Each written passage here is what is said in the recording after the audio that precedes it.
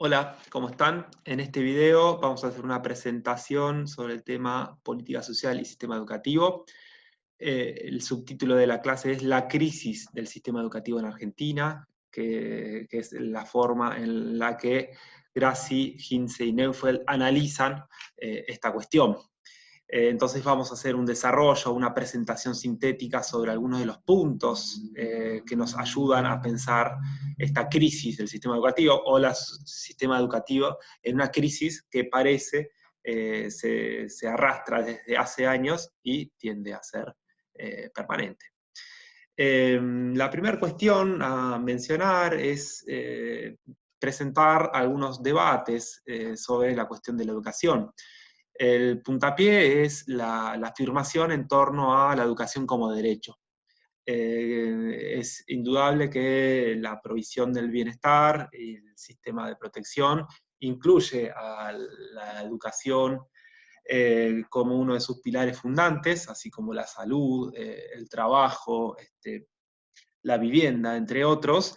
Pero la cuestión que se puede entrar a discutir es, bueno, qué tipo de educación, en este caso, se provee, de qué calidad es y para quiénes, pensando en si, bueno, el tipo de educación, la calidad educativa y el tipo de derechos a los que acceden la ciudadanía es igual o desigual. Y lo que está por detrás de la pregunta es la afirmación en torno a la desigualdad educativa. Es decir, que no todas las clases sociales acceden y se educan de un modo semejante. Y esto hace un poco a los debates en torno a la educación y lo que es aquello que tensa la cuestión de los derechos y la educación. Algunos datos para bordear esta discusión que se puede continuar son los siguientes. Bueno, en los últimos años es cierto que hay una mayor tasa de escolarización, cada vez más población accede a la educación en sus tramos iniciales, primarios y secundarios. Sin embargo, los estudiantes que finalizan los estudios secundarios y primarios difieren en términos de clases sociales, es decir, las clases más bajas tienen mayor proporción de estudiantes que no finalizan estudios primarios y secundarios que las clases más altas. Y esto habla de una desigualdad educativa. Por otro lado, y otra cuestión que nos hace pensar en esta desigualdad educativa, refiere a esta cuestión que se viene viendo o se viene analizando desde los años 80 en Argentina, que refiere a la segmentación educativa y la conformación de circuitos educativos a los que acceden distintas clases sociales. Es decir, que las clases más altas y las élites circulan por ámbitos educativos que difieren radicalmente, en muchos casos, de las clases populares. Y esto también nos habla de la calidad educativa. Podemos suponer que la calidad o la forma en que se educa o se accede a la educación en circuitos de élite es distinta y mejor, o de mayor calidad que las modalidades que adquiere en los sectores populares. Vinculado a esta cuestión, aparecen debates que también los recorren las autoras, referidos a la asistencialización de la educación en algunas o varias escuelas de sectores populares. A las escuelas no solo se acude a incorporar aspectos cognitivos, sino también bueno, a alimentarse, fundamentalmente. Y esto, con las sucesivas crisis económicas en Argentina, se ha ido acrecentando. De nuevo, cuestión que redunda en debates acerca de qué educación, para qué sectores sociales y bajo qué calidad. Bueno, los debates en educación, ustedes se podrán imaginar, son amplios y son muchos más que los que estoy resumiendo aquí, pero ingresar a la temática de la desigualdad nos permite vincular también la cuestión sobre política educativa y políticas sociales, ¿no? Como un todo en su conjunto.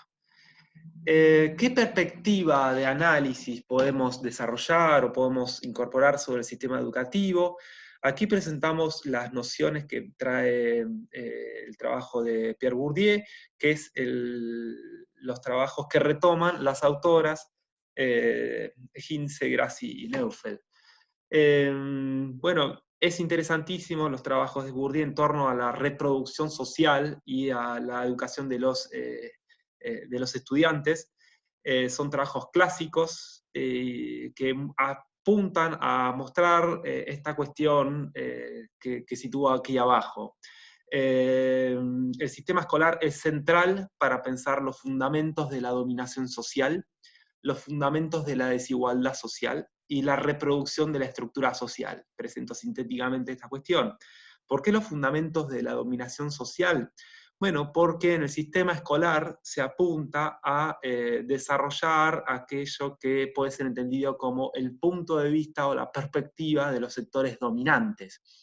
Y esto puede ser visible en torno a, bueno, de qué modo se establece la idea de nacionalidad o los momentos en los que se origina el sistema educativo. Bueno, hay una perspectiva de nación que es la perspectiva de una posición de clase dominante. Y la escuela es el ámbito en el cual esto se enseña y se aprende. Piénselo como más claro y gráfico, bueno, las intenciones por incorporar al sistema educativo a poblaciones originarias, por ejemplo. Bueno, esas poblaciones asisten y allí lo que se trata es aprender otra lengua, aprender otra geografía, aprender otra cosmovisión, que es la cosmovisión de una clase dominante. Y en esto el sistema educativo es central. Así también es central para pensar la reproducción de la estructura social y de la desigualdad social, y aquí están algunos de los aspectos centrales de los trabajos de Bourdieu. ¿Por qué? Porque, bueno, en su libro La reproducción social, lo que muestra es que la estructura social adquiere, bueno, se reproduce también a través del sistema escolar. Es decir, que los hijos de los trabajadores aprenden a ser trabajadores y las clases burguesas o las clases notables también aprenden a hacer clases de notables y burgueses. Es decir, que a través de las distintas generaciones, la asistencia a distintas escuelas provee de distintos tipos de capital cultural a las distintas personas o agentes, y eso redunda en una mayor reproducción social. A la larga no hay una movilidad social ascendente en las sociedades capitalistas, sino que lo que hay es una reproducción social, y en esa reproducción el sistema educativo tiene un rol preponderante y un rol central para jugar. Aquí le desplegué, más allá de estas ideas generales que están por detrás de su trabajo, algunas ideas que son aspectos más conceptuales o teórico-conceptuales que están en el trabajo de Bourdieu, sobre la educación y en sus trabajos en general, vinculadas a las ideas de campo, de capital y de hábitus. La sociedad o el espacio social es entendido como un campo en el que hay entidades, que pueden ser personas e instituciones, tienen posiciones distintas y desiguales. Hay unos que están en una situación más jerárquica que otros, y hay un intercambio conflictivo o una relación conflictiva entre quienes más tienen y los que menos tienen. Aquello que está en disputa en todo campo lo denomina capital. El capital cultural y el capital educativo son los capitales que están centrados o que están en juego en el campo educativo. Y también incorpora la noción de hábitus como prácticas aprendidas, porque, bueno, de algún modo la noción de capital en algunas de sus vertientes puede ser entendida como conjunto de volúmenes o conjunto de objetos que se acumulan y se transfieren y que tienen determinada, bueno, determinado volumen y trayectoria o historia. Pero también hay una dimensión incorporada, no solamente objetiva, sino la modalidad bajo la que ese capital cultural y educativo se hace cuerpo, se incorpora y se traduce en prácticas sociales. Y aquí aparece la cuestión. Bueno, quienes asisten a clases de élite, a sistema educativo de élite, aprenden determinadas cuestiones que no solamente van en conocimientos, en clases de matemáticas, sino en formas de desempeñarse, formas de hablar, formas de pensar, presentarse ante tales. Se involucra en determinados circuitos que también tienen que ver con quienes mayor capital económico también poseen y quienes están en los espacios más jerarquizados del campo. Y bueno, se comportan o tienen hábitos de esa naturaleza. Y en contraste, los que tienen menor volumen de capital y asisten a instituciones menos prestigiadas, bueno, no van a adquirir ese hábitus y ese capital, sino que van a adquirir otros. Y un poco lo que hace a la reproducción social es este esquema, esta inercia, ¿no? Como los hijos de las clases altas van a colegios de élite, los hijos de las clases bajas van a colegios populares. Y bueno, sus trabajos van en esta dirección. Las autoras señalan algunos problemas conceptuales, algunas derivas vinculadas a estos conceptos, que entran en discusiones no tanto a nivel teórico, sino en apreciaciones más empíricas. Bueno, cómo funcionan estos conceptos en la práctica. Y aquí nos dicen las autoras, ha habido confusiones y males entendidos que nos llevan a comprender erróneamente el sistema educativo. Uno de ellos tiene que ver con la idea de cultura y escuela. Muchos textos afirman que, bueno, que el problema de aprendizaje de los sectores populares puede estar vinculado a que hay un encuentro o un desencuentro entre culturas diferentes, ¿no? La cultura de los maestros y los docentes y la de los sectores populares. No hay comprensión. Y aquí es bueno recordar, o lo que podría sugerirse desde la perspectiva de Bourdieu, es que, bueno, no es un problema de cultura o de conocimiento incorporado, sino que es una diferencia de clase social, si quiere, es una diferencia de capitales heredados, que hacen a la cultura. En todo caso, habría que explicar por qué los aspectos culturales inciden en la forma en que es el desempeño académico, pero no es el factor explicativo. Sobre el concepto de capital cultural, nos afirman las autoras que, bueno, se ha colocado el énfasis en los objetos, es de la perspectiva más objetiva. Bueno, los títulos, la cantidad de materias, la calidad edilicia, el prestigio de la institución, elementos que sin duda hacen al capital cultural o capital educativo, pero no son los únicos elementos que aparecen en la obra de Bourdieu, sino que la cuestión que es bien interesante es mostrar cómo estos elementos y cómo a través de un proceso de aprendizaje o proceso de permanencia en una institución a lo largo de varios años se traduce en esto, en pautas de comportamiento, formas de pensar, esquemas de razonamiento, formas de relacionarse con otros y entrar, ser aceptado o admitido en determinados espacios de sociabilidad, elementos que no son tan visibles y no tan cuantificables, pero que son extremadamente importantes a la hora de pensar, bueno, qué es lo que te provee determinado circuito educativo. Por otro lado, ha existido como un énfasis sobredimensionado en este carácter reproductor o reproductivo de la escuela. Bueno, también es bueno pensar formas de, o pensar la posibilidad bajo la que la escuela pueda romper este modelo y encontrar casos, seguramente hay casos, y lo que sucede en la sociedad no dista un poco de la teoría. Hay casos en los que, por ejemplo, las escuelas de sectores populares son buenas y preparan a sus estudiantes para el mundo real y ayudan a una transformación social.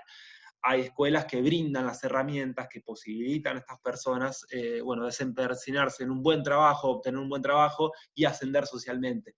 Bueno, es cierto que Bourdieu puso énfasis en la reproducción social, pero es bueno ponerlo también en suspenso y con un signo de interrogación. Bueno, hay reproducción social. No podría haber una ruptura de esta reproducción social y una incorporación o formas de pensar otras trayectorias.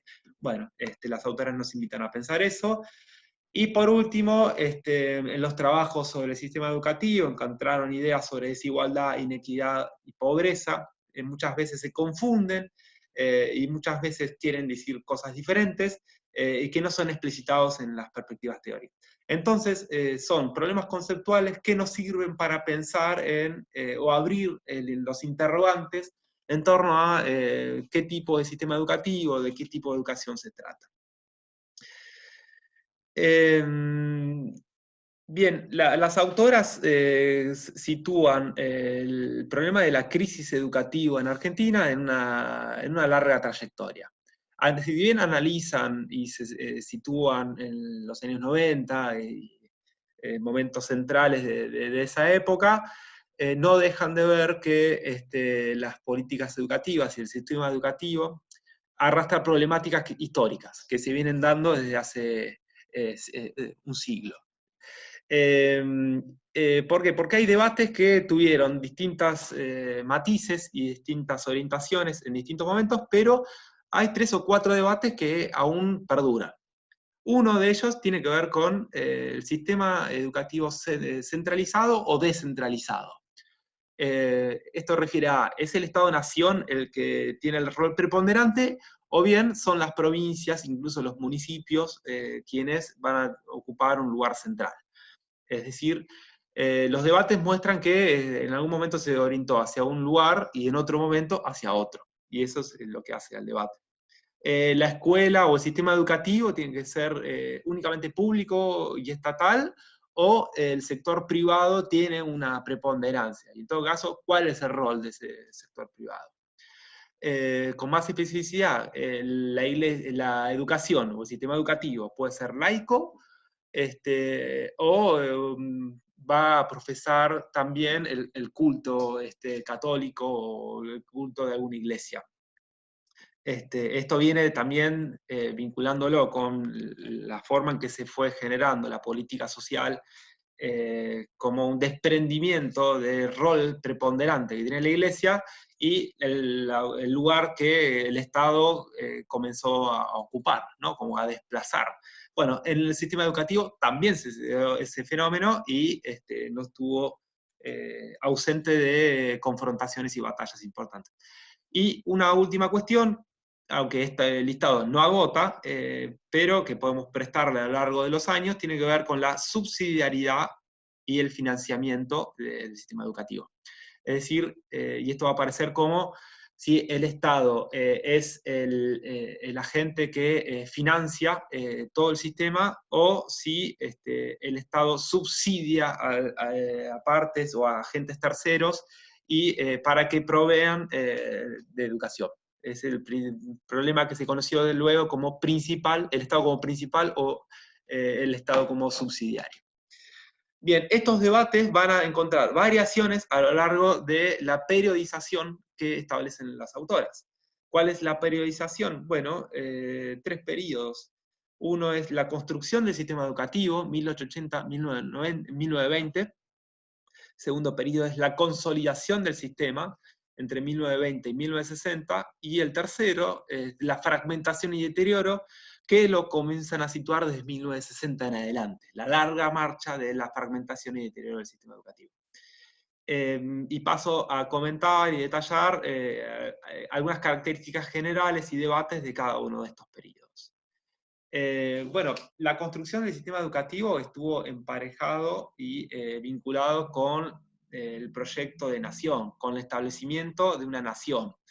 ¿Cómo establecer una nación si no es a través de dar una homogeneidad a la población migrante que llegaba desde este siglo XIX, y también con una presencia estatal en todo el territorio? bueno, la escuela, a través de de la escuela, de la institución escolar, es útil a este proyecto, a la vez que es fundamental y central para homogeneizar, entre otras cuestiones, lenguas, buscar una cultura en común, buscar reconocerse como miembros de parte de una ciudadanía que comenzaba a forjarse.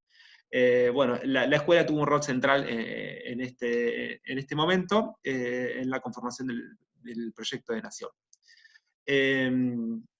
Es la ley 1420, es importante aprender los números de las leyes en educación, son referencia obligatoria, que es una ley que establece la escuela obligatoria, gratuita, laica, común y graduada, es decir, jerarquizada. Y esto fue lo que permitió un primer impulso a un crecimiento de la cantidad de escuelas y fundamentalmente matrículas, gente que comenzaba a escolarizarse.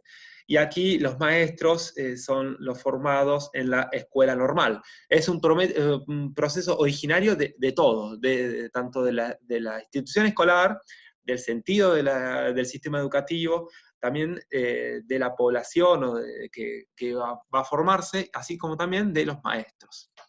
Y aquí aparecen debates vinculando lo público, la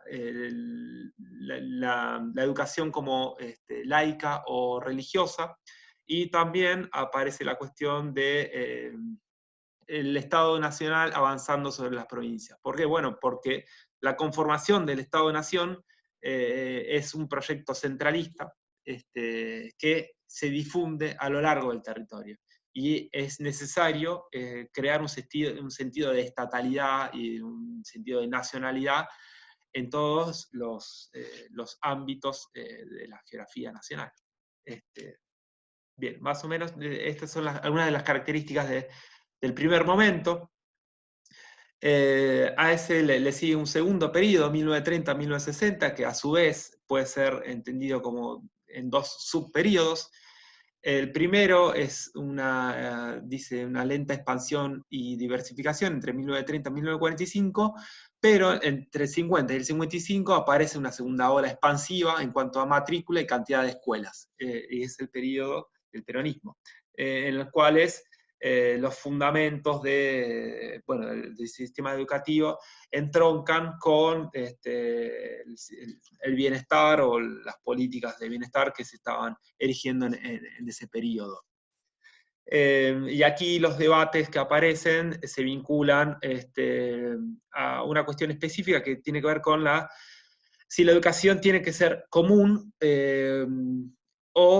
o diversificada. ¿Qué quiere decir diversificada? Bueno, hay un conjunto de debates que comienzan a darse en torno a vincular a los estudiantes y a quienes estudian con el mercado laboral. Y en ese sentido hay una discusión en torno a qué tipo de formación es preciso darle a los estudiantes. Todos, más allá de que vayan a ser letrados, es preciso que aprendan ciertas capacidades técnicas o ciertas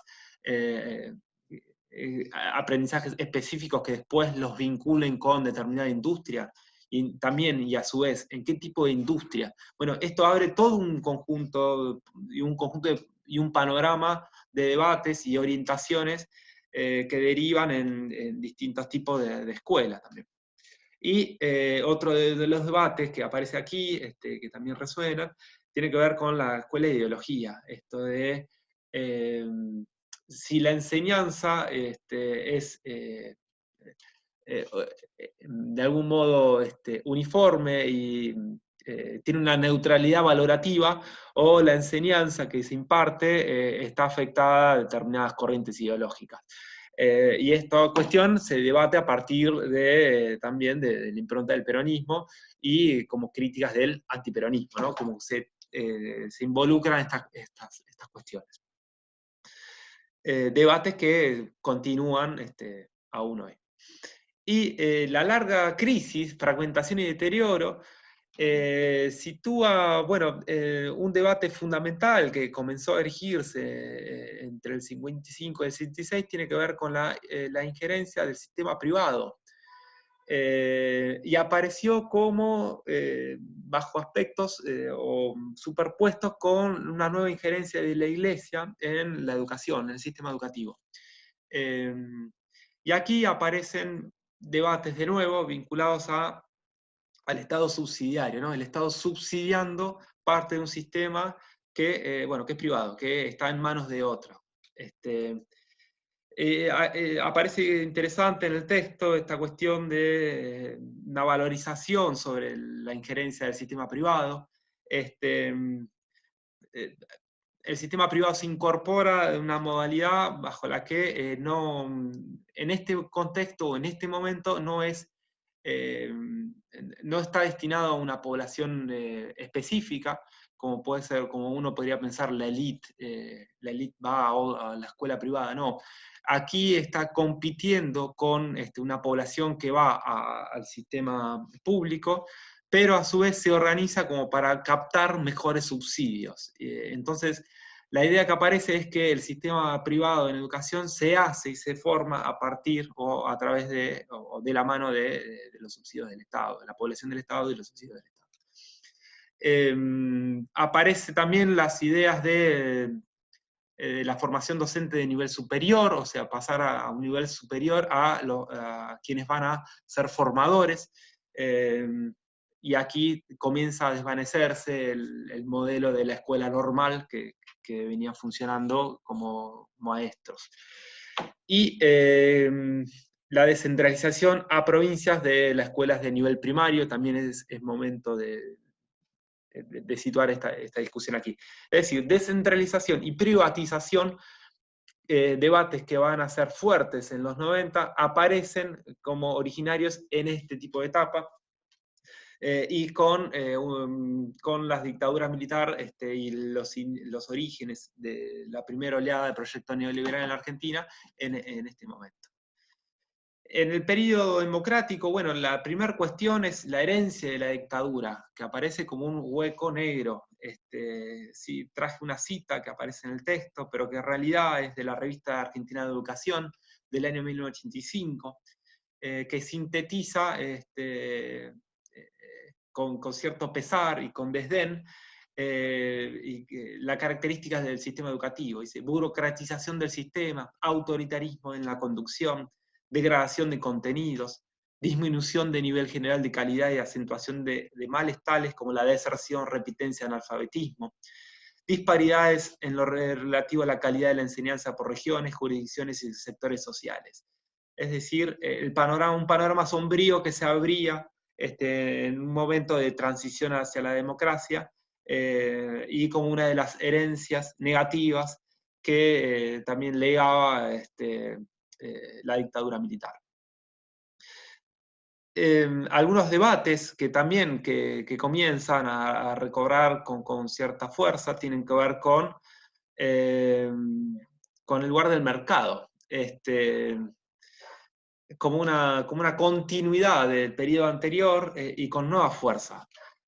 ¿Por qué? Porque el mercado aparece como el centro de la sociedad en el periodo neoliberal. No solamente en lo relativo a la educación, sino en la provisión de otros aspectos o la provisión de otros aspectos del bienestar. Y a su vez viene con todas las críticas incorporadas hacia la provisión o el desarrollo del Estado, que es muy grande, que malgasta, que es muy costoso, que es ineficiente. Bueno, a la educación le caben en gran parte estas cuestiones.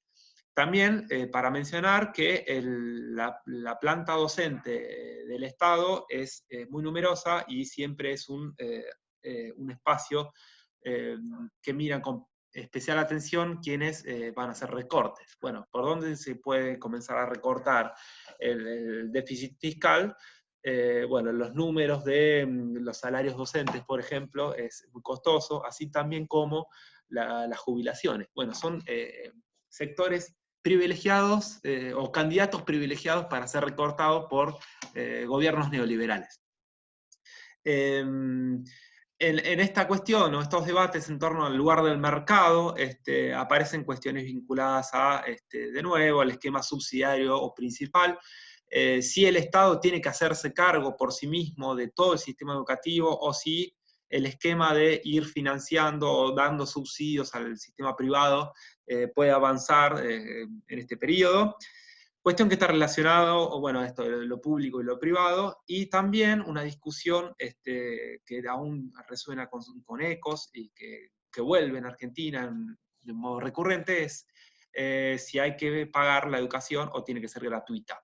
Una cuestión que se incluye en las discusiones sobre los derechos de una forma tal que los merma, ¿no? Bueno, entonces los debates, en el debate en la transición democrática, más allá de las cuestiones sobre la calidad y sobre las desigualdades que veíamos en la filmina anterior, se incorporan en esta lógica.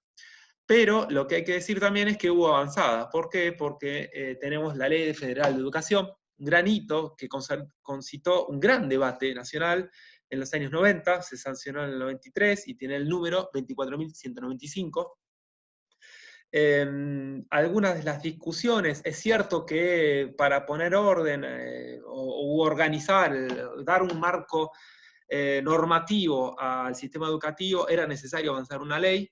Tenemos la ley 1420, que es del periodo originario, y bueno, era necesario avanzar una nueva ley, y dado también la cantidad de problemáticas que se visualizaban sobre el sistema educativo, pero una ley en plena década del 90, con el pleno auge de las corrientes neoliberales y con el trasfondo de los debates sobre el lugar del mercado y del Estado en la provisión de servicios sociales, tiene algunas de estas críticas que ya se veían en estos debates. La Ley Federal de Educación daba más espacio a la subsidiariedad, es decir, que quitaba lugar del Estado como órgano central de provisión del sistema educativo. No dejaba claramente establecido cuáles eran las responsabilidades del Estado en el financiamiento del sistema educativo. Y esto tenía que ver también con bueno, por un lado con lo que aparece más abajo, con la transferencia de servicios educativos a provincias o proceso de descentralización. Bueno, las provincias comienzan a responsabilizarse del sistema secundario y en algunos casos del sistema superior, pero no está claro quién financia. Hay responsabilidades, pero no hay marco normativo para saber de dónde sale el dinero para financiar estas cuestiones. Ambigüedad con relación a la gratuidad, y esto es algo que se discutió fuertemente y colmó, fue una de las banderas principales sobre el movimiento estudiantil y sindical en torno a estas cuestiones, a estos debates y de fuerte movilización que tuvieron esos días. Y poco claro el lugar que refería al avance religioso en las escuelas públicas.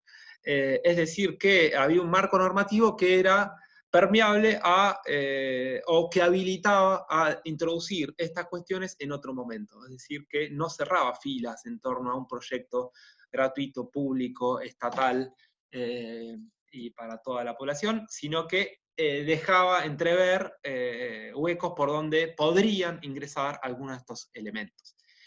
Y esto, en plena década de los 90, se daba por sentado que iban a avanzar en esa dirección, ¿no? Como restringir la gratuidad, avanzar hacia mayor subsidiariedad, etcétera, etcétera, etcétera.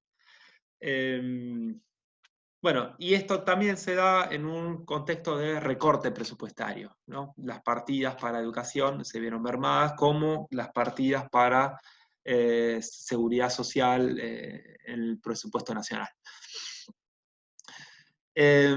Y otras cuestiones que hacen y que incidieron en estas discusiones o esta caracterización de la crisis educativa refieren a la flexibilización y precarización de la condición docente, salarios a la baja, aparece en la cuestión de los contratos por tiempo determinado, que en algunos niveles se estableció más que en otros, o en algunos modelos de escuelas se establecieron más que en otros. multiplicación de tareas para los docentes que no son exclusivamente cognitivas, así aparece en el texto, aparece la discusión en torno a la asistencialidad de la enseñanza. Tiene que ver con el llamado, la convocatoria a maestros y docentes a reforzar el sentido de los comedores escolares en contextos de crisis y en contextos permanentes, podríamos pensarlo. Y hay todo un debate en torno a cuáles son las tareas docentes y cómo ingresan estas tareas y en todo caso, ¿por qué no se remuneran estas tareas si se considera también como parte del salario? Y también una cuestión que tiene visibilidad en ese momento es esta cuestión que refería al inicio, la segmentación y fragmentación del sistema educativo, con escuelas para marginados o sectores populares y escuelas para élite. Cuestión que se fue como acrecentando a lo largo de los años. Bueno, seguimos el debate a través de los foros. Saludos.